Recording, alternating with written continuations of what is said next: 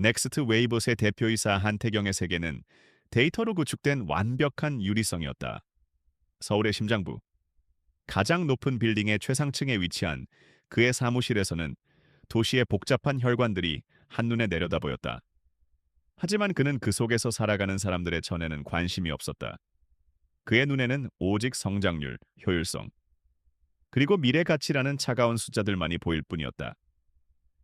지금 그의 눈앞 홀로그램 스크린에 떠 있는 은성동 스마트 시티 재개발 프로젝트의 조감도 역시 마찬가지였다. 완벽한 기하학적 구조, 최첨단 기술이 구현될 미래 도시의 모습은 한치의 오차도 없는 알고리즘의 결과물이었다. 그에게 이것은 예술이자 과학이었다. 하지만 이 완벽한 계획에는 단 하나의 오점이 있었다. 바로 그곳에 살고 있는 사람들이었다. 보고서에 따르면 은성동 주민들의 저항은 예상보다 훨씬 거셌다. 그들은 수십 년 된 낡은 공장과 녹슨 골목의 역사와 추억이라는 데이터로 환산할 수 없는 가치를 부여하고 있었다. 한태경은 그들의 비이성적인 감상을 이해할 수 없었다. 그는 낙후된 과거를 지우고 찬란한 미래를 선사하겠다는 것인데 왜 그들은 어리석게도 발전을 거부하는 것일까? 그는 자신의 논리와 비전으로 그들을 설득할 수 있다고, 아니, 압도할 수 있다고 믿었다. 그래서 그는 오늘 그의 팀의 만류를 뿌리치고 직접 은성동으로 향했다. 그의 검은색 세단이 좁은 은성동 골목으로 들어서는 순간 마치 다른 차원의 세계로 진입하는 듯한 이질감이 느껴졌다.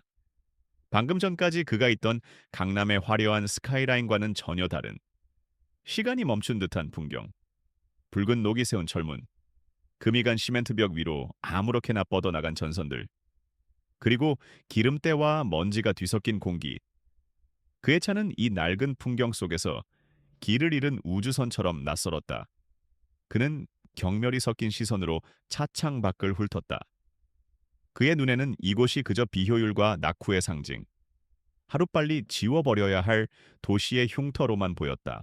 주민 대표와의 만남은 시작부터 삐걱거렸다. 낡은 상가 건물 2층에 마련된 임시 사무실에서 희끗한 머리의 주민 대표는 수십 년간 이곳을 지켜온 사람들의 삶에 대해 열변을 토했다. 그는 이곳이 단순한 땅이 아니라 누군가의 청춘과 땀이 서린 터전이라고 말했다.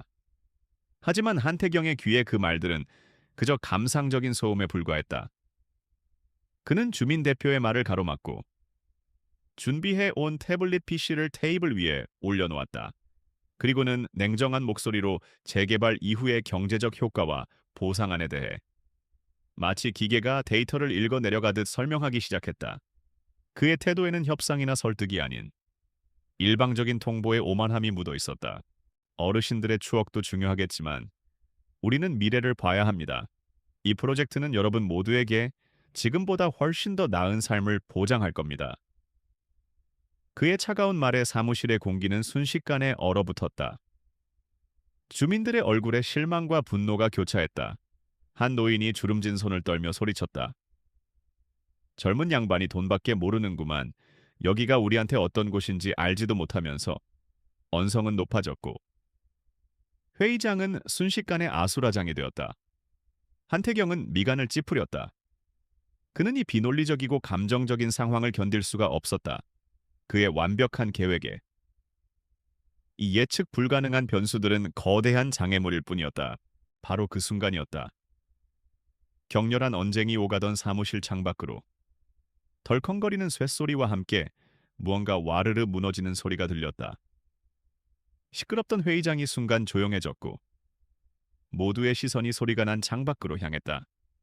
낡은 손수레에 폐지와 고철을 가득 싣고 가던 작은 여자아이가 울퉁불퉁한 보도블록에 걸려 수레를 놓친 것이었다. 수레가 기울어지면서 그 안에 있던 깡통들이 길바닥으로 요란한 소리를 내며 쏟아져 내렸다. 아이는 10살 남짓 되어 보였고 얼굴과 옷은 온통 때와 먼지로 얼룩져 있었다. 한태경의 입에서 자신도 모르게 짜증 섞인 한숨이 터져 나왔다. 그는 저 아이의 모습이 마치 은성동 전체의 낙후됨을 상징하는 것 같아 불쾌했다. 그는 이 무의미한 소동을 무시하고 다시 회의를 이어가려 했다. 하지만 아이는 쏟아진 깡통을 주워 담다 말고 창문 너머 사무실 안을 빤히 올려다보고 있었다. 그리고 아이의 시선은 정확히 한태경에게 꽂혔다.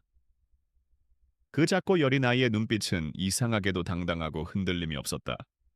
마치 이 모든 상황을 꿰뚫어 보고 있다는 듯이 모두의 시선이 집중된 가운데 아이는 아무렇지 않게 하지만 또렷한 목소리로 외쳤다. 아저씨들 싸우지 마세요. 시끄러워요. 아이의 순진한 말 한마디에 어른들의 격렬했던 분노는 순간 길을 잃고 멋쩍은 침묵으로 변했다. 그리고 아이는 다시 한태경을 똑바로 쳐다보며 말했다. 그리고 저 아저씨 화내면 얼굴만 못생겨져요. 그 말은 결코 계산된 도발이 아니었다. 그저 눈에 보이는 사실을 말했을 뿐인 아이의 순수한 직언이었다. 하지만 그 말은 그 어떤 날카로운 비판보다도 한태경의 오만한 가슴을 깊숙이 파고들었다. 회의는 그렇게 허무하게 끝나버렸다. 주민들은 흩어졌고 한태경은 더 이상 아무 말도 할 수 없었다. 그는 차가운 분노와 알 수 없는 모욕감에 휩싸여 사무실을 나왔다. 길 건너편에서는 그 여자아이가 묵묵히 마지막 깡통 하나까지 주워 술에 담고 있었다. 그는 자신을 향했던 아이의 그 당돌한 눈빛을 잊을 수가 없었다. 그는 서둘러 차에 올라타 지긋지긋한 은성동을 벗어났다. 다시 깨끗하고 질서정연한 그의 세계로 돌아왔지만 이상하게도 마음은 편치 않았다. 그의 완벽한 데이터 속에 폐지를 줍던 그 작은 소녀의 얼굴이라는 전혀 새로운 변수가 입력된 순간이었다. 은성동에서의 굴욕적인 만남 이후 한태경은 며칠 동안 자신의 사무실에서 두문불출했다. 그의 분석팀은 주민들의 정서적 반발에 대한 수십 페이지짜리 보고서를 제출했지만 그는 그 모든 것을 감상적인 헛소리로 치부했다. 그는 자신의 계획이 완벽하다고, 단지 그들이 미래의 가치를 이해하지 못할 뿐이라고 생각했다. 그는 더 높은 보상금이라는 가장 논리적이고 합리적인 해결책을 제시하면 모든 문제가 해결될 것이라고 굳게 믿었다. 그의 세계에서 숫자는 거짓말을 하지 않았고 돈으로 해결되지 않는 문제는 없었다. 그는 이성과 데이터에 대한 맹신에 빠져 자신이 무엇을 놓치고 있는지 전혀 깨닫지 못하고 있었다. 바로 그때 그의 완벽한 계획에 또 다른 거대한 변수가 끼어들었다. 그의 오랜 라이벌이자 대한민국 재계에 살아있는 화석, 태상그룹의 박상철 회장이 은성동 재개발 사업에 공식적으로 뛰어든 것이다. 뉴스는 박상철 회장이 직접 은성동을 방문한 소식을 대대적으로 보도했다. 한태경이 그랬던 것처럼 위압적인 고급 세단을 타고 나타나지 않았다. 대신 그는 소탈한 모습으로 수행원 몇 명만을 대동한 채 마치 동네 마실이라도 나온 옆집 할아버지처럼 주민들에게 다가갔다. 그의 등장은 한태경의 방식과는 모든 면에서 정반대였다. 박상철은 노련한 사냥꾼이었다. 그는 주민들의 마음을 사로잡는 법을 정확히 알고 있었다.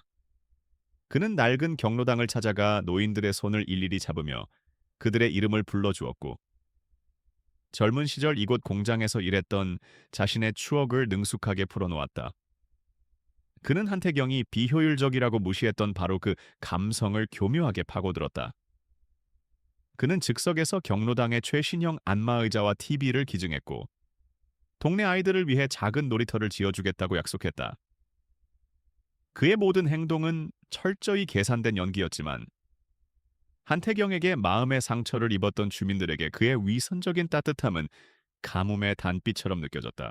한태경은 사무실에서 실시간으로 이 모든 상황을 지켜보며 차갑게 비웃었다. 그는 박상철의 행동이 싸구려 감성파리에 불과하다고 생각했다. 그는 더 높은 보상 액수가 적힌 공식 제안서만 전달되면 주민들이 결국 어느 쪽이 더 합리적인지 깨닫게 될 것이라고 확신했다. 그의 팀은 수정된 제안서를 들고 다시 은성동을 찾았다. 하지만 주민들의 반응은 냉담했다. 박상철의 따뜻함에서나 악수와 위로를 경험한 뒤에 받아든 차가운 숫자로 가득한 서류는 오히려 모욕으로 느껴졌다. 그들에게 한태경의 제안은 자신들의 삶의 터전을 돈 몇 푼으로 흥정하려는 오만한 갑부의 통보일 뿐이었다. 그날 밤 박상철은 자신의 호화로운 집무실에서 측근과 함께 축배를 들고 있었다. 은성동에서 보여주었던 인자한 할아버지의 모습은 온데간데 없었다. 그의 얼굴에는 탐욕스럽고 냉소적인 미소만이 가득했다. 어리석은 것들, 싸구려 연극 한 편에 그렇게 쉽게들 넘어오는군. 그는 와인잔을 흔들며 말했다. 한태경, 그 젊고 오만한 녀석은 아직 멀었어. 비즈니스는 숫자로만 하는 게 아니거든. 사람의 마음, 특히 가난하고 무지한 자들의 마음을 얻는 법을 알아야지. 그의 진짜 계획은 주민들을 위한 친환경 주거 단지가 아니었다. 그는 그곳에 도심의 미관을 해치는 거대한 폐기물 처리 시설을 지을 속셈이었다. 주민들의 신뢰는 그 추악한 계획을 가리기 위한 가장 효과적인 방패막이었다. 언론은 연일 박상철 회장을 지역사회와 상생하는 참된 기업인으로 칭송했다. 반면 한태경은 주민들의 눈물을 외면하는 냉혈한 개발업자로 낙인 찍혔다. 넥스트 웨이브의 주가는 소폭 하락했고 여론은 완전히 태상그룹 쪽으로 기울었다. 한태경은 태어나서 처음으로 데이터와 논리가 통하지 않는 싸움에서 패배하고 있었다. 그는 분노했지만 동시에 혼란스러웠다. 왜 사람들은 눈앞에 더 큰 이익을 보지 못하고 당장의 감정에 휘둘리는 것일까? 그의 팀원들이 조심스럽게 소통 방식의 변화를 제안했지만 그의 귀에는 들리지 않았다. 그의 자존심은 실패를 인정하는 것을 허락하지 않았다. 그는 더욱 차갑고 더욱 공격적인 방식으로 이 싸움을 끝내기로 마음먹었다. 깊은 밤, 모두가 퇴근한 사무실에 홀로 남은 한태경은 홀로그램 스크린을 노려보았다. 스크린에는 은성동의 복잡한 지도와 함께 여론 분석 데이터가 붉은색 경고를 보내고 있었다. 하지만 그의 눈에는 그 데이터들 위로 며칠 전 골목에서 마주쳤던 폐지 줍는 소녀의 얼굴이 희미하게 어른거렸다. 화내면 얼굴만 못생겨져요. 아이의 당돌했던 목소리가 환청처럼 귓가를 맴돌았다. 그는 왜 패배하고 있는지 이해할 수 없었다. 그의 완벽했던 세계는 이해할 수 없는 변수들로 인해 균열이 가고 있었다. 그는 고개를 저으며 소녀의 잔상을 지우려 했지만 그럴수록 아이의 맑고 당당했던 눈빛은 더욱 선명하게 떠올랐다. 그의 오만함은 이제 고립감과 뒤섞여 그를 더욱 깊은 어둠 속으로 몰아넣고 있었다. 한태경과 박상철이 벌이는 거대한 전쟁의 소용돌이에서 벗어나 은성동의 시간은 더디고 묵묵하게 흘러갔다. 이곳의 진짜 주인인 주민들에게 두 거대 기업의 싸움은 그저 또 다른 생존의 문제일 뿐이었다. 그리고 그 생존의 최전선에 김유나라는 작은 소녀가 있었다.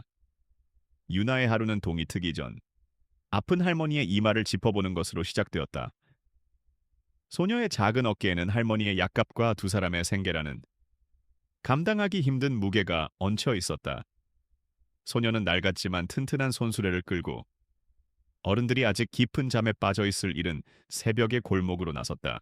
윤에게 은성동은 한태경의 눈에 비쳤던 낙후된 과거가 아니었다. 이곳은 소녀의 우주였다. 어느 집 담벼락에 고양이가 숨어 있는지, 어느 골목길이 가장 빠른 지름길인지 그녀는 소문보듯 훤히 알고 있었다. 그녀가 끄는 수레에 덜컹거리는 바퀴 소리는 은성동의 아침을 여는 익숙한 알람 소리였다. 그녀는 단순히 폐지를 줍는 것이 아니었다. 그녀는 도시가 잠든 사이 버려진 것들 속에서 자신과 할머니의 내일을 건져 올리고 있었다. 그녀의 작고 거친 손은 누구보다 성실했고 그녀의 맑은 눈은 누구보다 정직하게 세상을 바라보고 있었다. 그날 유나의 발걸음은 오랫동안 사람의 발길이 끊겼던 옛 하늘방직 공장으로 향했다. 그곳은 위험했지만 두꺼운 철판이나 구리선 같은 값 나가는 고철들을 발견할 수 있는 비밀 장소였다. 그런데 공장 입구는 낯선 풍경으로 변해 있었다. 태상그룹이 은성동의 맑은 환경을 되찾아 드립니다. 라는 거대한 현수막이 걸려 있었고 태상그룹의 로고가 새겨진 작업복을 입은 인부들이 분주하게 움직이고 있었다. 하지만 이상하게도 그들의 작업은 대부분 기자들의 눈에 잘 띄는 공장, 정문 근처에서만 이루어지고 있었다. 강가와 이어진 공장 뒤편의 후미진 곳은 여전히 버려진 채 방치되어 있었다. 유나는 인부들의 눈을 피해 익숙한 개구멍을 통해 공장 안으로 들어갔다.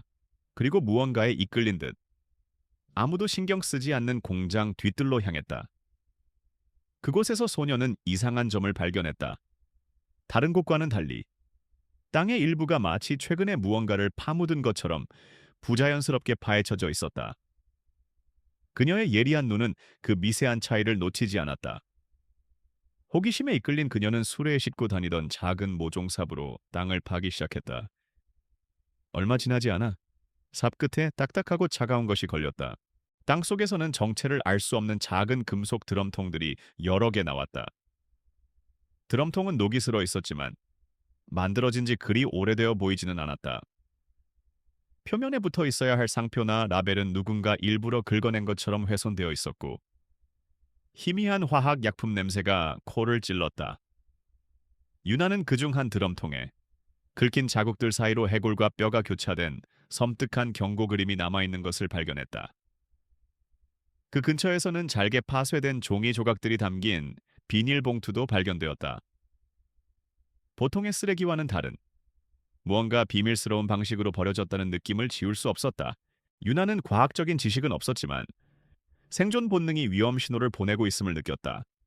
이것은 결코 친환경 정화 작업의 일부일 수 없었다. 이것은 무언가를 숨기기 위한 은밀한 행위였다. 그녀는 파쇄된 종이 조각 몇 개를 주머니에 챙기고 낡은 스마트폰으로 드럼통의 사진을 찍었다. 그리고는 서둘러 그곳을 빠져나왔다. 뉴스에서 보았던 박상철 회장의 인자한 미소와 지금 자신이 발견한 이 섬뜩한 쓰레기들 사이에 불길한 연결고리가 있음을 직감했다.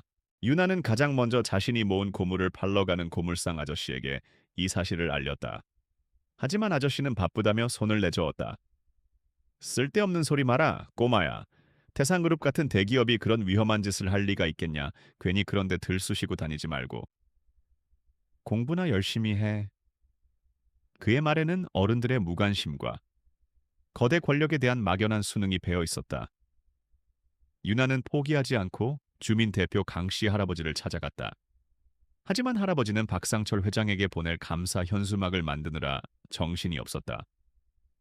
그는 유나의 말을 진지하게 듣는 대신 우리 유나가 착한 마음을 가졌구나. 하지만 어른들의 일이란다. 라며 그녀의 머리를 쓰다듬어 줄 뿐이었다. 어느새 해가 지고 은성동의 하늘은 붉은 노을로 물들었다. 유나는 강둑에 홀로 앉아 주머니 속에 파쇄된 종이 조각을 만지작거렸다. 독성 물질, 경고, 유출 금지. 의미를 알 수 없는 단어들이 그녀의 마음을 무겁게 짓눌렀다. 아무도 그녀의 말을 믿어주지 않았다. 세상은 힘 있는 자의 달콤한 거짓말에는 쉽게 귀를 열었지만 힘없는 아이의 불편한 진실에는 귀를 닫아버렸다. 소녀는 강 건너편 괴물처럼 솟아있는 화려한 도시의 스카이라인을 바라보았다. 저 높은 곳 어딘가에 있을 오만하고 차가웠던 남자. 한태경의 얼굴이 떠올랐다. 그녀는 이제 누구에게 이 비밀을 이야기해야 할지 깊은 고민에 빠졌다. 이사회는 한태경을 더욱 강하게 압박했다. 은성동 프로젝트의 지지부진한 성과는 그의 완벽한 이력에 처음으로 새겨지는 오점이었다. 결국 그는 이사회의 압력에 못 이겨 프로젝트에 대한 자신의 통제력을 증명하기 위해 마지막 현장 실사를 직접 지휘하기로 결정했다. 그는 지긋지긋한 그 동네에 다시 발을 들여놓는 것이 불쾌했지만 선택의 여지가 없었다. 이번 방문의 목표는 명확했다. 감상적인 주민들과의 소모적인 대화는 피하고 오직 데이터에 기반한 실사 자료를 확보하여 이사회를 설득하는 것. 그는 자신의 감정을 철저히 배제한 채 기계처럼 움직일 준비를 마쳤다. 한태경은 수행원들을 이끌고 공장지대를 중심으로 실사를 진행했다. 그는 일부러 주민들의 거주 구역을 피했다. 하지만 그의 신경은 온통 자신을 향해 쏟아지는 주민들의 차가운 시선에 쏠려 있었다. 잠시라도 그 숨 막히는 감시와 수군거림에서 벗어나고 싶었던 그는 수행원들에게 잠시 자리를 비우겠다 말하고 홀로 좁은 골목길로 접어들었다. 그가 자신의 차에 올라타 잠시라도 혼자만의 시간을 가지려던 순간 펑 하는 소리와 함께 차체가 한쪽으로 기울었다. 낡은 도로 위에 방치되어 있던 날카로운 고철 조각이 타이어를 찢어버린 것이었다. 그는 어이없는 표정으로 채서 내렸다. 최첨단 기술의 결정체인 그의 차가 가장 원시적인 방식의 장애물 앞에 무력하게 멈춰선 순간이었다. 그가 신경질적으로 타이어를 발로 차며 비서에게 전화를 걸려던 바로 그때 등 뒤에서 익숙한 목소리가 들려왔다. 아저씨, 차 고장 났어요. 고개를 돌리자 낡은 손수레 옆에 서 있는 김유나가 보였다. 소녀는 마치 그의 불행을 예상이라도 했다는 듯 태연한 표정으로 그를 바라보고 있었다. 한태경의 얼굴이 순간적으로 굳어졌다. 그는 이 동네뿐만 아니라 이 아이와 엮이는 모든 순간이 불길하다고 생각했다. 그는 아이를 무시하려 했지만 유나는 아랑곳하지 않고 다가와 펑크 난 타이어를 유심히 살폈다. 이런, 못이 단단히 박혔네. 저쪽 골목 끝에 카센터 있는데 아저씨 혼자서는 못 갈 텐데. 아이의 말에는 동정보다는 상황을 정확히 판단하는 듯한 냉정함이 섞여 있었다. 한태경은 아이의 조언을 무시하며 말했다. 신경 꺼. 알아서 할 테니. 하지만 그의 오만한 말과 달리 그는 이 낯선 골목 한복판에서 아무것도 할 수 없었다. 그의 비서는 아직 도착하지 않았고 지나가는 사람들은 그를 경계하며 외면할 뿐이었다. 그 순간 그는 자신이 쌓아 올린 부와 권력이 이곳에서는 아무런 소용이 없다는 것을 깨달았다. 그때 유나가 그의 앞에 다가와 그를 똑바로 올려다보며 말했다. 아저씨는 땅은 사고 싶어 하면서 사람들 마음을 살 생각은 왜 안 해요? 그 말은 마치 날카로운 비수처럼 그의 가슴 한복판을 꿰뚫었다. 데이터와 숫자로만 세상을 보던 그의 세계에 처음으로 던져진 철학적인 질문이었다. 그는 처음으로 아이의 질문에 제대로 된 반박을 할 수 없었다. 그는 잠시 침묵하다가 방어적으로 쏘아붙였다. 네가 뭘 안다고 그런 소리를 하는 거야? 그러자 유나는 조금도 주눅 들지 않고 대답했다. 나는 아저씨가 뭘 모르는지 알아요. 아저씨는 이 동네 사람들이 왜 화가 났는지 몰라요. 아저씨는 우리한테 와서 한 번도 진짜로 웃은 적이 없으니까. 그냥 빨리 다 부셔버리고 싶은 얼굴만 하고 있었으니까. 아이의 말은 너무나 단순했지만 그 어떤 전문가의 분석 보고서보다 더 정확하게 문제의 핵심을 짚어내고 있었다. 그는 처음으로 주민들의 저항이 단순히 돈 문제가 아니었을 수도 있다는 생각을 하게 되었다. 그의 마음이 흔들리는 것을 본 유나는 품속에서 무언가를 꺼냈다. 며칠 전 공장 뒤편에서 주웠던 꼬깃꼬깃한 파쇄 종이 조각들이었다. 태상으로 할아버지는 우리한테 와서 맨날 웃어줘요. 좋은 사람 같아요. 그런데 왜 뒤에서는 이렇게 이상하고 냄새나는 걸 몰래 버릴까요? 그녀는 순진한 얼굴로 물었지만 그 질문은 결코 가볍지 않았다. 한태경은 무심코 종이 조각들을 받아들었다. 그의 예리한 눈은 그 작은 조각들 위에 인쇄된 탁시액 독성과 워닝 경고이라는 단어를 놓치지 않았다. 그의 머릿속에서 무언가 번쩍했다. 박상철 회장의 위선적인 미소와 이 수상한 증거물 사이에 논리적으로 설명되지 않는 불일치가 존재했다. 마침내 그의 비서와 수리기사가 도착하여 소란이 일단락되었다. 그는 아무 말 없이 차에 올라탔다. 떠나기 직전 그는 창문을 내리고 윤에게 말했다. 그 종이 나한테 줄 수 있겠니? 유나는 잠시 망설이다가 주머니에 있던 나머지 종이 조각들을 모두 꺼내 그에게 건넸다. 그는 고맙다는 말도 없이 그것을 받아들고는 창문을 올렸다. 차가 골목을 빠져나가는 동안 그는 백미러를 통해 멀어지는 소녀의 모습을 계속 지켜보았다. 그의 손 안에는 작고 하찮아 보이는 종이 조각들이 쥐어져 있었다. 어쩌면 아무것도 아닐 수 있었다. 하지만 그의 분석적인 두뇌는 이 작은 변수가 자신의 모든 계획을 뒤흔들 수도 있는 거대한 태풍의 눈일지도 모른다고 경고하고 있었다. 은성동에서 돌아온 한태경의 머릿속은 복잡했다. 그의 질서정연한 세계는 폐지 줍는 소녀가 던진 작은 돌멩이 하나에 큰 파문이 일고 있었다. 그의 책상 위 최고급 가죽 데스크패드 위에는 유나가 건네준 꼬깃꼬깃한 종이 조각들이 놓여 있었다. 그것은 그의 사무실에 있는 그 어떤 값비싼 물건보다도 이질적이고 불편한 존재였다. 그의 이성은 이것이 아무것도 아닌 우연의 산물일 것이라고 속삭였다. 하지만 그의 본능은 박상철이라는 노회한 라이벌의 완벽한 연극 뒤에 숨겨진 무언가를 이 종이 조각들이 가리키고 있다고 경고하고 있었다. 결국 그의 분석적인 본능이 자존심을 이겼다. 그는 변칙적인 데이터를 무시할 수 없는 사람이었다. 그는 자신의 비밀 정보팀의 수장을 호출했다. 이 팀은 한태경이 직접 스카우트한 최고의 전문가들로 그의 눈과 귀가 되어 보이지 않는 곳에서 움직이는 그림자 부대였다. 한태경은 그에게 종이 조각들을 건네며 평소처럼 감정을 배제한 채 건조하게 지시했다. 이 종이의 출처를 확인해. 그리고 태상그룹이 최근 은성동에서 벌이고 있는 모든 활동에 대한 데이터를 재분석해 공식적인 보고서 뒤에 숨겨진 사소한 변칙 사항이라도 전부 찾아내도록.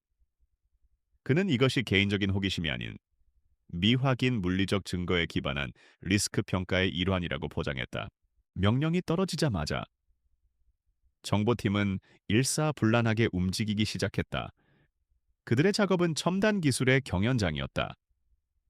인공위성 이미지를 통해 은성동의 미세한 지형 변화를 분석했고, 태상그룹의 하청업체 서버를 해킹하여 환경 정화 작업의 실제 작업 내역을 추적했다. 자금의 흐름을 쫓기 위해 수십 개의 계좌를 넘나들었고, 관련된 모든 인물들의 통신 기록을 감청했다. 그들은 자신들의 능력에 대한 확신이 있었다. 그들의 그물망을 빠져나갈 수 있는 비밀은 없다고 믿었다. 한태경 역시 마찬가지였다. 그는 곧 박상철의 추악한 꼬리가 잡힐 것이라고 예상했다. 하지만 며칠 후 팀장이 가져온 보고서는 그의 기대를 완전히 빗나갔다. 보고서는 두꺼웠지만 결론은 허무할 정도로 간단했다. 불법 행위에 대한 결정적 증거 없음. 팀장은 난처한 표정으로 설명했다. 종이 조각의 출처는 이미 파산 처리된 영세 폐기물 업체로 연결되어 추적이 불가능했다. 태산의 환경 정화 작업은 서류상으로는 완벽하게 합법적인 하청 계약을 통해 이루어지고 있었고, 자금 흐름 역시 여러 단계의 세탁을 거쳐 깨끗했다. 박상철은 디지털 시대의 약점을 너무나 잘 아는 늙고 교활한 여우였다. 그는 자신의 범죄에 대한 그 어떤 디지털 증거도 남기지 않았다. 팀장은 조심스럽게 덧붙였다. 어쩌면 그 소녀가 무언가 오해했거나 상상해낸 이야기일 수도 있습니다. 저희의 기술로 찾지 못하는 증거는 사실상 존재하지 않는다고 봐야 합니다. 그 말에 한태경은 참을 수 없는 분노와 무력감을 느꼈다. 그는 자신의 최첨단 기술과 최고의 인재들이 박상철이라는 늙은 여우의 아날로그적인 속임수 앞에서 완벽하게 패배했다는 사실을 인정할 수 없었다. 그는 팀을 물리고 다시 사무실에 홀로 남았다. 그의 앞에는 검증 가능한 데이터 없음이라는 차가운 결론이 적힌 보고서와 여전히 그 자리에 놓여있는 더럽고 하찮은 종이 조각들이 있었다. 그는 자리에서 일어나 사무실을 서성였다. 창밖의 화려한 도시 야경도 그의 복잡한 마음을 위로해주지 못했다. 그의 시선은 책상 위의 두 가지 대조적인 결과물, 즉 디지털 보고서와 아날로그 증거 사이를 끊임없이 오갔다. 그리고 그는 문득 깨달았다. 자신의 실수가 무엇이었는지를. 그는 인간의 교활함과 탐욕이라는 지극히 인간적인 문제를 해결하기 위해 오직 기계와 데이터에만 의존했다. 그의 상대는 위성과 해커가 볼 수 없는 사람들의 눈과 귀를 속이는 방식으로 움직이고 있었다. 그를 이기기 위해서는 그의 방식과는 전혀 다른 종류의 정보가 필요했다. 그의 머릿속에 유나와의 대화가 다시 떠올랐다. 수백만 달러짜리 첨단 장비와 천재적인 분석가들도 찾아내지 못한 단서를 작은 소녀는 낡은 손수레를 끌고 골목을 누비며 자신의 두 눈으로 찾아냈다. 그는 마침내 인정해야만 했다. 기술에는 한계가 있다는 것을. 은성동의 진실은 서버나 인공위성 사진 속에 있는 것이 아니었다. 그것은 낡은 골목의 먼지 속에, 주민들의 속삭임 속에, 그리고 그 동네의 비밀을 속속들이 알고 있는 한 소녀의 눈 속에 있었다. 그는 책상으로 돌아와 수화기를 들었다. 그리고 그는 자신의 정보팀이 아닌 비서에게 지시했다. 은성동에 사는 김유나라는 아이에 대해 알아봐. 최대한 자세하게. 그는 이제 완전히 새로운, 그리고 그에게는 지독히도 낯선 정보원을 쫓기 시작했다. 한태경의 조사가 벽에 부딪혀 있는 동안 은성동에는 불길한 그림자가 드리우기 시작했다. 동네의 노인들과 아이들을 중심으로 원인 모를 질병이 퍼져나가기 시작한 것이다. 처음에는 가벼운 기침과 피부 발진으로 시작했지만 증상은 빠르게 악화되어 심한 호흡 곤란과 고열을 동반했다. 작은 동네 의원에서는 원인을 알 수 없다는 말만 되풀이했고 주민들의 불안과 공포는 점점 커져만 갔다. 그리고 그 재앙은 김유나의 작은 행복마저 덮쳤다. 소녀의 유일한 가족인 할머니가 시름시름 앓기 시작하더니 이내 자리에 눕고 만 것이다. 유나는 할머니의 거친 숨소리를 들으며 난생 처음으로 세상이 무너지는 듯한 깊은 절망감을 느꼈다. 이 기회를 박상철이 놓칠 리 없었다. 은성동의 비극이 언론에 보도되자마자 그는 마치 구원자처럼 다시 동네에 나타났다. 그는 수많은 카메라 기자들을 대동하고 태상그룹의 로고가 선명하게 박힌 구호물품 트럭들과 함께였다. 그는 아픈 아이의 머리를 쓰다듬고 노인들의 손을 잡으며 위로의 말을 건넸다. 그의 얼굴에는 진심 어린 슬픔과 걱정이 가득해 보였다. 그는 즉석에서 기자회견을 열고 이 모든 비극이 은성동의 낙후된 환경 때문이라며 자신의 재개발 계획만이 이 동네를 살릴 유일한 길이라고 역설했다. 그의 쇼는 완벽했고 대중은 그의 위선적인 눈물에 열광했다. 같은 시각 한태경은 자신의 사무실에서 이 모든 상황을 지켜보고 있었다. 그의 홍보팀은 박상철에게 뒤처지지 않으려면 지금 당장 더 큰 규모의 구호 활동을 펼쳐야 한다고 조언했다. 하지만 그의 눈은 TV 화면 속 박상철의 연극이 아닌 정보팀이 실시간으로 보고하는 데이터에 고정되어 있었다. 환자들의 분포는 옛 하늘방직 공장을 중심으로 동심원을 그리고 있었다. 그리고 그의 비서가 가져온 보고서의 마지막 줄에는 김유나 양의 조모, 위독이라는 글자가 선명하게 적혀 있었다. 데이터와 그가 아는 유일한 은성동 주민의 얼굴이 겹쳐지는 순간이었다. 그는 자신도 모르게 주먹을 불끈 쥐었다. 그는 홍보팀의 제안을 이런지해 거절했다. 대신 그는 완전히 다른 종류의 명령을 내렸다. 넥스트 웨이브의 이름을 철저히 숨긴 채 그룹 산하 의료재단의 최고 의료진과 환경 분석팀을 즉시 은성동으로 급파하라는 것이었다. 그의 지시는 돕는 척하지 말고 진짜로 도울 것, 그리고 진짜 원인을 찾아낼 것. 단 두 문장이었다. 이것은 비용 대비 효율을 따지는 경영인 한태경으로서는 내릴 수 없는 지극히 비합리적인 결정이었다. 하지만 그는 더 이상 망설이지 않았다. 유나의 얼굴에 떠올랐던 그늘과 할머니의 거친 숨소리가 그의 차가운 이성을 마비시키고 있었다. 그날 밤 은성동 주민들이 잠든 사이 아무런 로고도 없는 하얀색 밴들이 조용히 동네로 들어왔다. 그들은 비어있던 낡은 창고를 빌려 하룻밤 만에 임시 진료소를 차렸다. 최고의 의료 장비와 전문 의료진들이었다. 그들은 소란스럽게 구호 물품을 나눠주는 대신 아픈 사람들을 하나하나 진찰하고 치료했다. 또 다른 팀은 밤새 강물과 토양의 시료를 채취하여 정밀 분석에 들어갔다. 박상철의 팀이 카메라가 사라지자마자 철수한 것과는 달리 그들은 묵묵히 밤을 새워가며 아픈 주민들의 곁을 지켰다. 그들의 조용하고 헌신적인 도움은 주민들의 마음을 움직이기 시작했다. 처음에는 경계하던 주민들도 진심으로 자신들을 걱정하고 치료해주는 의료진의 모습에 조금씩 마음을 열었다. 주민 대표 강씨 할아버지는 이 모든 것을 의아하게 지켜보았다. 그는 이 익명의 구원자들의 정체를 수소문했고 그 배후에 한태경이 있다는 사실을 알고는 큰 충격에 빠졌다. 자신들을 돈으로만 보던 그 차가운 청년이 아무도 모르게 이런 도움을 주고 있다는 사실을 믿을 수가 없었다. 그는 처음으로 한태경이라는 사람을 다시 보게 되었다. 그날 새벽, 한태경은 홀로 임시 진료소를 찾았다. 마스크와 모자로 얼굴을 가렸지만 그의 눈빛까지는 가릴 수 없었다. 진료소 안은 조용했지만 절박한 공기로 가득 차 있었다. 그는 그곳에서 고통받는 사람들의 얼굴을 데이터가 아닌 자신의 두 눈으로 직접 마주했다. 그리고 그는 한쪽 구석 간이 침대 옆에 쪼그려 앉아 잠든 할머니의 손을 꼭 잡고 있는 유나를 발견했다. 아이는 며칠 밤을 샌 듯 지쳐 보였지만 그 작은 손은 조금도 할머니를 놓지 않고 있었다. 그는 조용히 아이에게 다가갔다. 유나는 인기척에 고개를 들었다. 그리고 마스크 너머로 보이는 익숙한 눈빛을 알아보고는 놀란 표정을 지었다. 한태경은 아무 말 없이 자신이 들고 온 따뜻한 우유와 빵을 아이에게 건넸다. 유나는 잠시 망설이다가 그것을 받아들었다. 정적 속에서 그는 아주 낮은 목소리로 물었다. 할머니는 좀 어떠시니? 그의 목소리에는 이전에 없었던 서툴지만 분명한 온기가 실려 있었다. 유나는 대답 대신 그를 가만히 올려다보았다.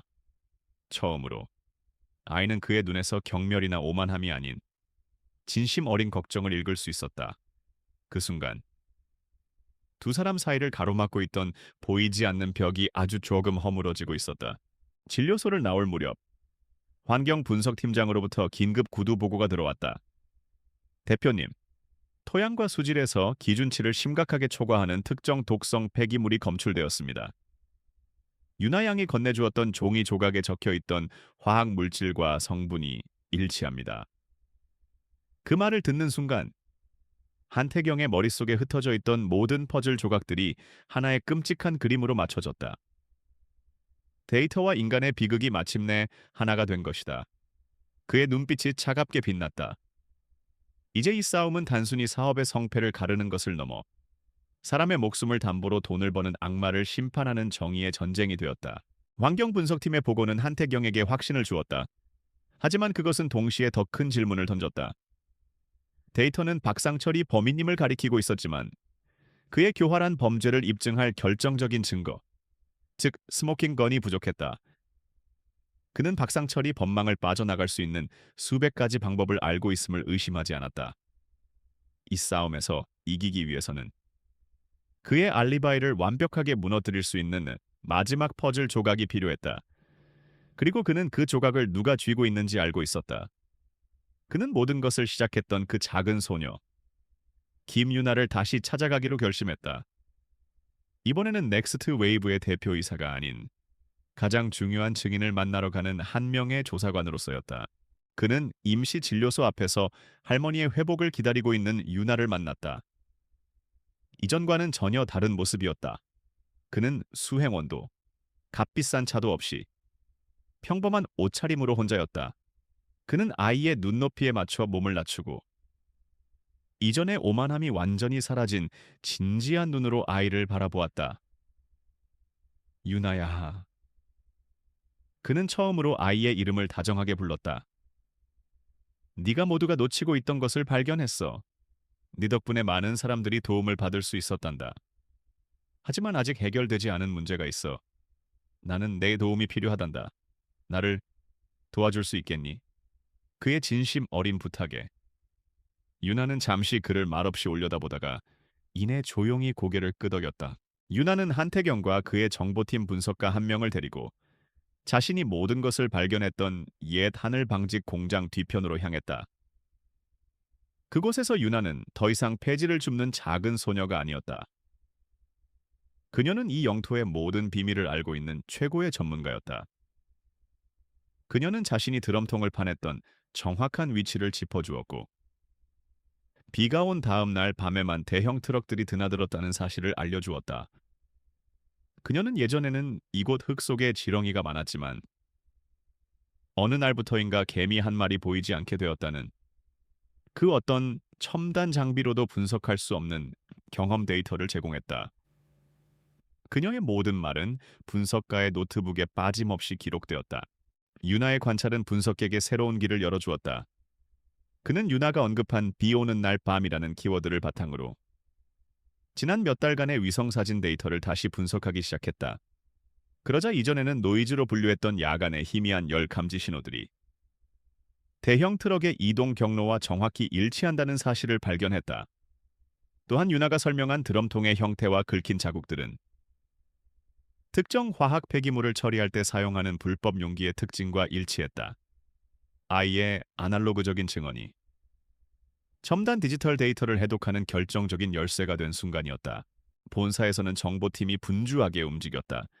현장에서 실시간으로 전송되는 정보들을 바탕으로 흩어져 있던 퍼즐 조각들이 하나의 거대한 그림으로 맞춰지고 있었다. 그들이 재구성한 박상철의 범죄 계획은 상상을 초월할 정도로 치밀하고 악랄했다.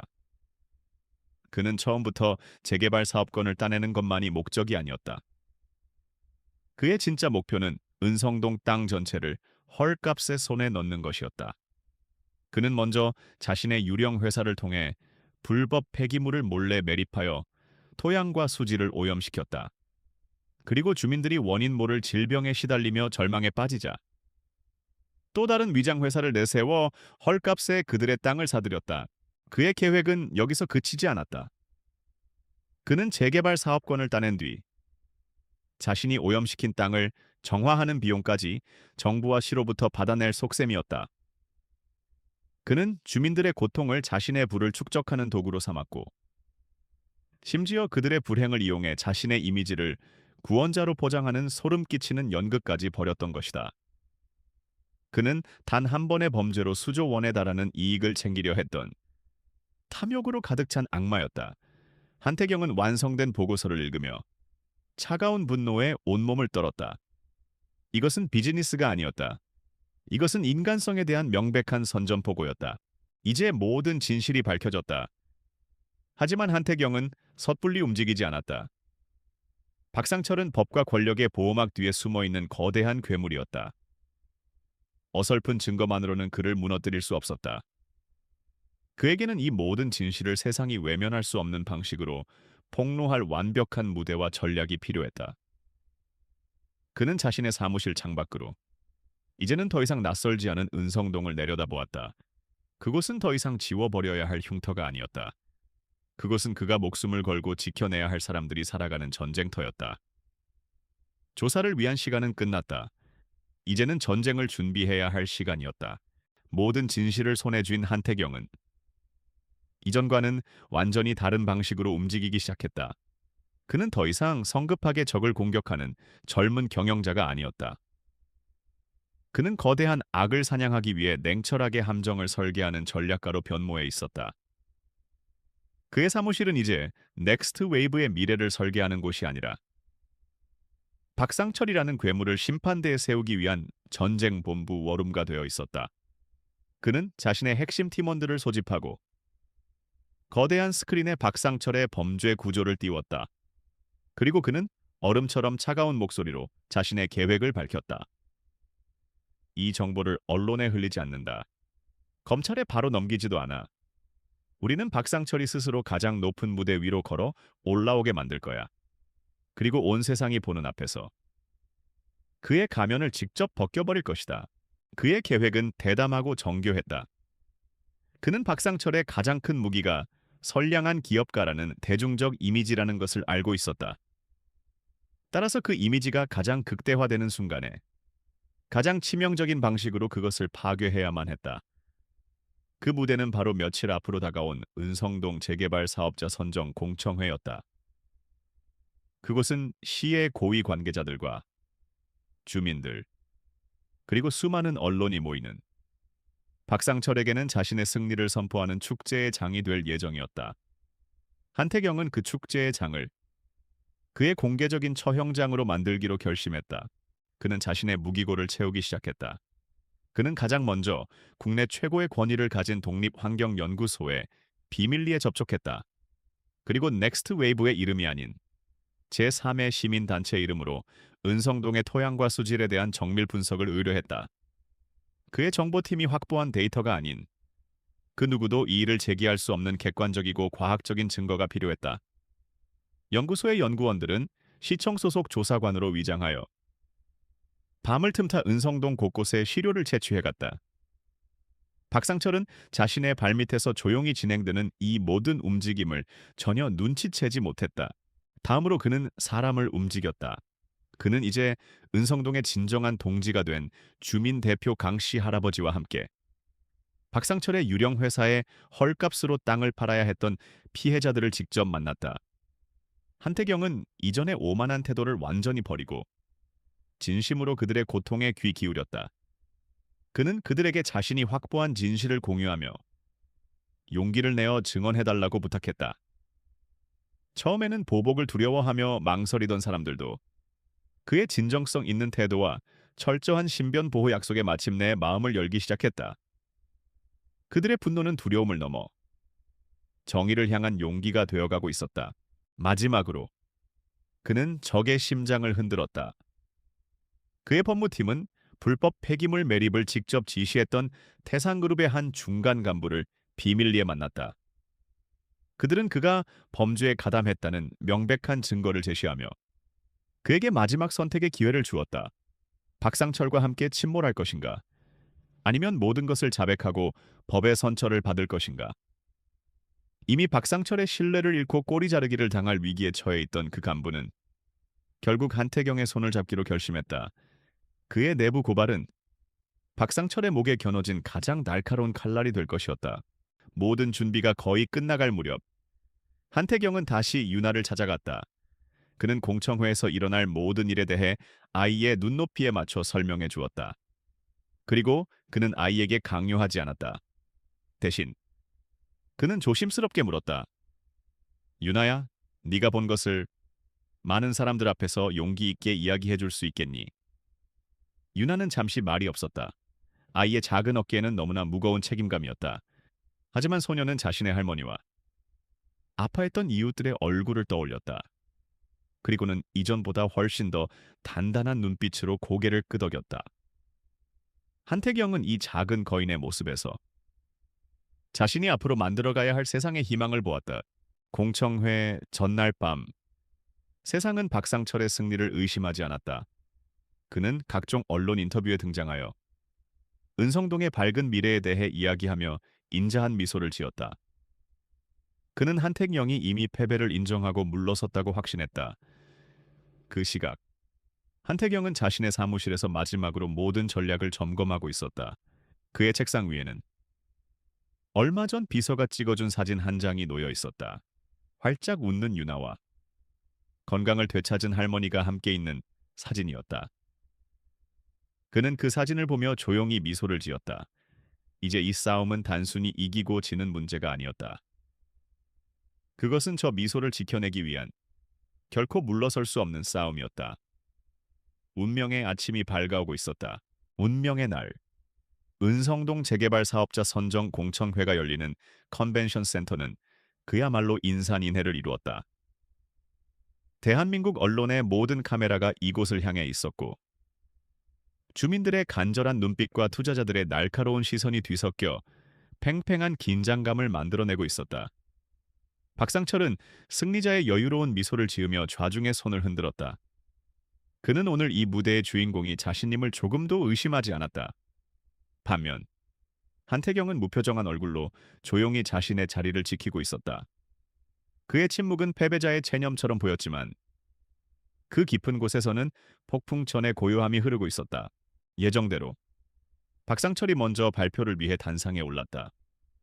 그의 연설은 노련한 배우의 독백처럼 좌중을 압도하는 힘이 있었다. 그는 자신이 얼마나 은성동과 같은 서민들의 동네를 사랑하는지, 그리고 자신의 계획이 얼마나 주민들을 위한 것인지를 감동적으로 역설했다. 그는 넥스트 웨이브와 한태경을 오직 이윤만을 추구하는 차가운 자본의 상징으로 몰았으며 자신만이 은성동의 영혼을 지킬 수 있는 유일한 사람이라고 주장했다. 그의 위선적인 연설에 주민들은 감동했고 기자들은 쉴 새 없이 플래시를 터뜨렸다. 박상철은 우레와 같은 박수갈채를 받으며 승리를 확신하는 눈빛으로 한태경을 내려다보았다. 마침내 한태경의 차례가 되었다. 그가 단상에 오르자 조금 전까지 박상철에게 향했던 환호는 싸늘한 침묵과 의심의 눈초리로 바뀌었다. 하지만 그는 동요하지 않았다. 그는 자신을 변호하는 대신 모두의 예상을 깨고 완전히 새로운 은성동의 미래에 대한 비전을 제시하기 시작했다. 그의 새로운 계획은 단순한 재개발이 아니었다. 그것은 지역의 역사를 보존하고 주민들의 일자리를 보장하며 최첨단 기술과 인간적인 공동체가 공존하는 지속 가능한 도시 모델이었다.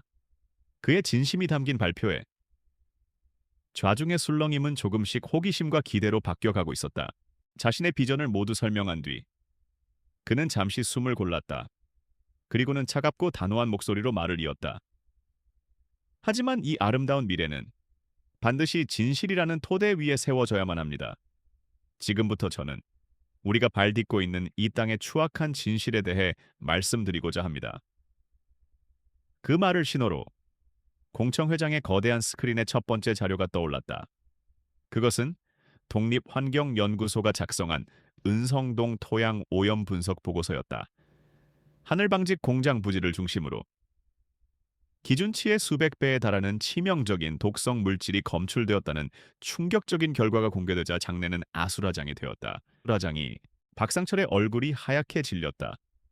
하지만 한태경은 그에게 반박할 기회조차 주지 않았다.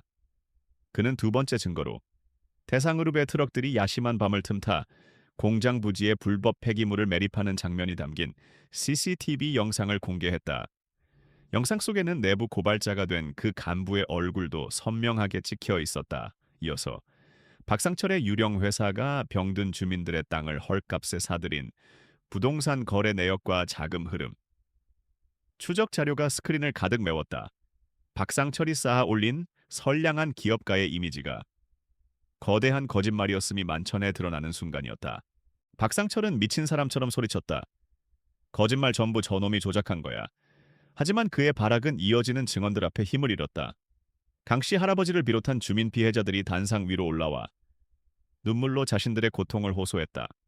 그리고 마지막으로 한태경은 자신의 곁에서 조용히 기다리고 있던 김유나의 손을 잡았다. 그는 아이를 청중 앞으로 데리고 나오며 말했다. 이 모든 진실의 시작은 바로 이 용감한 소녀의 눈이었습니다. 유나는 수백 개의 카메라와 사람들의 시선 앞에서도 조금도 떨지 않았다. 아이는 마이크 앞에 서서 자신이 보았던 모든 것을, 어른들이 무시했던 그 진실을 맑고 또렷한 목소리로 이야기하기 시작했다. 태상그룹 할아버지는 착하게 웃으면서 뒤에서는 우리 동네 나쁜 쓰레기를 몰래 버렸어요. 그래서 우리 할머니랑 이웃들이 아팠어요. 이건 나쁜 짓이에요. 아이의 순수한 목소리는 그 어떤 법률가의 날카로운 논고보다도, 그 어떤 검사의 구론놈 구형보다도 강력하게 모든 사람의 심장을 울렸다. 그것은 더 이상 의혹이 아닌 명백한 진실의 선고였다. 모든 것이 끝났음을 직감한 박상철은 마침내 이성을 잃고 말았다. 그는 짐승처럼 포효하며 유나와 한태경이 서 있는 단상을 향해 달려들었다. 저 계집애를 죽여버리겠어. 그의 추악한 본성이 완전히 드러나는 순간이었다. 하지만 그의 광기는 경호원들에 의해 순식간에 제압당했다. 그는 바닥에 내동댕이 쳐진 채 발버둥 쳤지만 이미 그는 왕좌에서 끌어내려진 초라한 폭군일 뿐이었다. 바로 그때 공청회장의 문이 열리며 검찰 수사관들이 들이닥쳤다. 그들은 박상철에게 다가가 그의 죄목을 나열하며 차가운 수갑을 채웠다. 눈부신 카메라 플래시 속에서 한 시대의 악인이었던 그의 제국은 그렇게 허무하게 막을 내렸다. 한태경은 자신의 어깨 뒤로 유나를 보호하며 그 광경을 끝까지 지켜보았다. 마침내 길고 길었던 싸움이 끝난 것이었다. 역사적인 공청회가 끝난 후 대한민국은 한동안 은성동 게이트로 떠들썩했다. 박상철과 태상그룹의 추악한 민낯이 드러나자 대중의 분노는 하늘을 찔렀고 태상그룹은 장사 이래 최대의 위기를 맞았다. 반면 넥스트 웨이브 외와 한택영의 위상은 하루아침에 달라졌다. 그는 단순히 유능한 사업가를 넘어 사회적 책임을 다하는 새로운 시대의 영웅으로 떠올랐다. 사람들은 그의 천재적인 전략뿐만 아니라 진실을 위해 싸운 그의 용기에 열광했다. 하지만 한태경은 쏟아지는 스포트라이트와 찬사에 취해 있지 않았다. 그는 자신의 사무실에서 주가 그래프가 아닌 은성동 주민들의 건강 검진 데이터와 보상안 관련 서류들을 검토하고 있었다. 그의 우선순위는 완전히 바뀌어 있었다. 태상그룹이 몰락하면서 은성동 재개발 사업권은 자연스럽게 넥스트 웨이브에게 돌아왔다. 하지만은 한태경은 이전의 계획을 모두 백지화했다. 그는 가장 먼저 은성동 미래위원회라는 새로운 조직을 만들었다. 위원회는 한태경 자신과 주민대표 강씨 할아버지가 공동위원장을 맡았고 주민대표들이 과반수 이상 참여하여 실질적인 의결권을 가졌다. 처음으로 자신들의 미래를 직접 결정할 권리를 갖게 된 주민들은 이제 한태경을 단순한 개발업자가 아닌 진정한 파트너로 신뢰하기 시작했다. 그들이 함께 만들어가는 새로운 은성동의 청사진은 기술과 인간이 아름답게 조화를 이루는 모습이었다. 새로운 은성동은 과거의 역사를 지우는 대신 그 위에 새로운 가치를 더 씹히는 방식으로 설계되었다.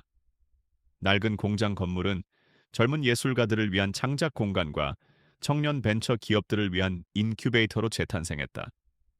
주민들을 위한 최첨단 스마트 주거 단지가 들어섰고 모든 원주민에게 입주권이 보장되었다. 아이들을 위한 친환경 공원과 도서관이 도시의 심장부에 자리 잡았다. 한태경의 기술적 비전과 주민들의 인간적인 바람이 만나 그 누구도 상상하지 못했던 영혼을 가진 스마트 시티가 탄생하고 있었다. 그것은 한태경이 윤핵에서 배운 데이터로 측정할 수 없는 가치들이 만들어낸 기적이었다.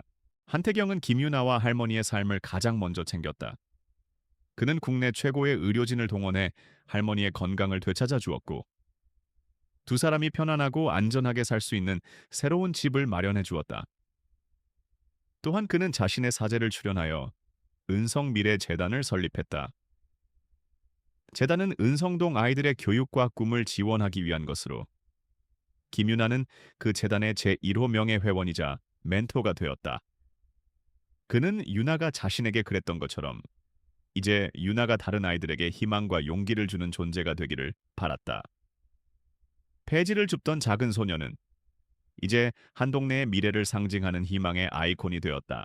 시간이 흘러 은성동이 새로운 모습을 갖춰갈 무렵 어느 주말 오후 한태경은 유나와 함께 언덕에 올라 변화하는 동네의 풍경을 내려다보고 있었다. 유나는 이제 더 이상 때 묻은 작업복이 아닌 밝고 깨끗한 옷을 입은 평범한 소녀의 모습이었다. 한태경 역시 딱딱한 정장 대신 편안한 캐주얼 차림이었다. 그는 유나의 멘토이자 보호자였고 때로는 친구 같은 존재가 되어주었다. 유나가 불쑥 물었다. 아저씨, 근데 이제 와서 생각해보니 신기해요. 어떻게 제 말을 믿었어요? 다들 안 믿어줬는데. 한태경은 잠시 먼 곳을 바라보다가 부드러운 미소와 함께 대답했다. 네가 나한테 가르쳐줬으니까 진짜 중요한 건 눈에 보이는 숫자나 데이터가 아니라 그 뒤에 숨어있는 사람의 마음이라는 걸. 너는 나에게 세상을 보는 새로운 눈을 선물해줬어. 내가 너에게 고마워해야 할 일이란다. 그는 손에 들고 있던 태블릿 PC를 켜서 완성된 은성동의 조감도를 보여주었다. 그리고 동네의 가장 중심부, 가장 크고 아름다운 건물을 가리키며 말했다. 저곳이 새로 지어질 도서관이랑 과학관이야. 우리는 저 건물을 윤화관이라고 부르기로 했단다. 유나의 눈이 동그래졌다. 놀라움과 감동이 뒤섞인 표정으로 그녀는 한태경을 올려다 보았다. 한태경은 아이의 머리를 부드럽게 쓰다듬어 주었다. 과거에 교만했던 얼음 황제는 이제 없었다. 그의 자리에는 한 아이의 눈을 통해 세상을 배우고 인간의 마음을 얻는 법을 깨달은 더 크고 따뜻한 리더가 서 있었다. 두 사람은 함께 과거의 아픔 위에서 피어나는 희망찬 미래를 오랫동안 바라보았다. 한 작은 소녀가 던진 용기 있는 가르침이 한 남자의 인생을 바꾸고 마침내 한 도시의 운명을 구원한 기적의 풍경이었다.